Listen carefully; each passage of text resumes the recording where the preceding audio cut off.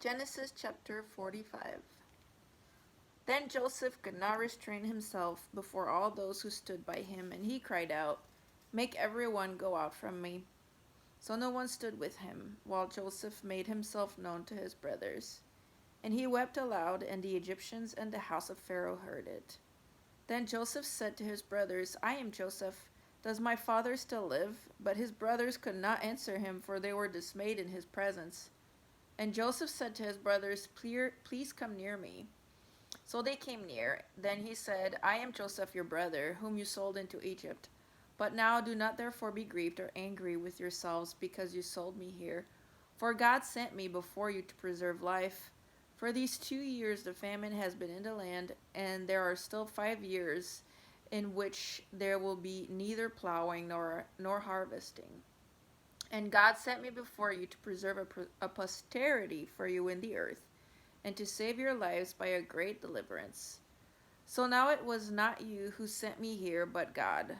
And he has made me a father to Pharaoh, and lord of all his house, and a ruler throughout all the land of Egypt. Hurry and go up to my father, and say to him, 'Thus says your son Joseph, God has made me lord of all Egypt. Come down to me, do not tarry. You shall dwell in the land of Goshen, and you shall be near to me, you and your children's children, your flocks and your herds, and all that you have. There I will provide for you, lest you and your household and all that you have come to poverty. For there are still 5 years of famine. And behold, your eyes and the eyes of my brother Benjamin see that it is my mouth that speaks to you. So you shall tell my father of all my glory in Egypt, and of all that you have seen, and you shall hurry and bring my father down here.' Then he fell on his brother Benjamin's neck, and wept, and Benjamin wept on his neck. Moreover, he kissed all his brothers, and wept over them, and after that his brothers talked with him. Now the report of it was heard in Pharaoh's house, saying, 'Joseph's brothers have come.' So it pleased Pharaoh and his servants well. And Pharaoh said to Joseph, 'Say to your brothers, do this: load your animals and depart. Go to the land of Canaan. Bring your father and your households and come to me. I will give you the best of the land of Egypt, and you will eat the fat of the land. Now you are commanded, do this: take carts out of the land of Egypt for your little ones and your wives. Bring your father and come. Also, do not be concerned about your goods, for the best of all the land of Egypt is yours.'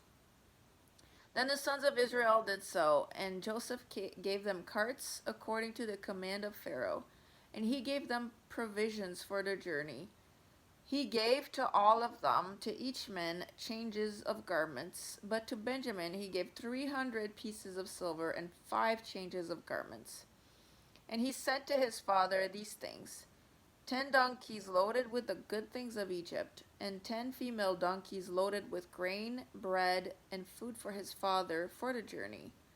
So he sent his brothers away, and they departed. And he said to them, 'See that you do not become troubled along the way.'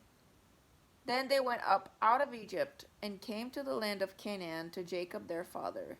And they told him, saying, 'Joseph is still alive, and he is governor over all the land of Egypt.'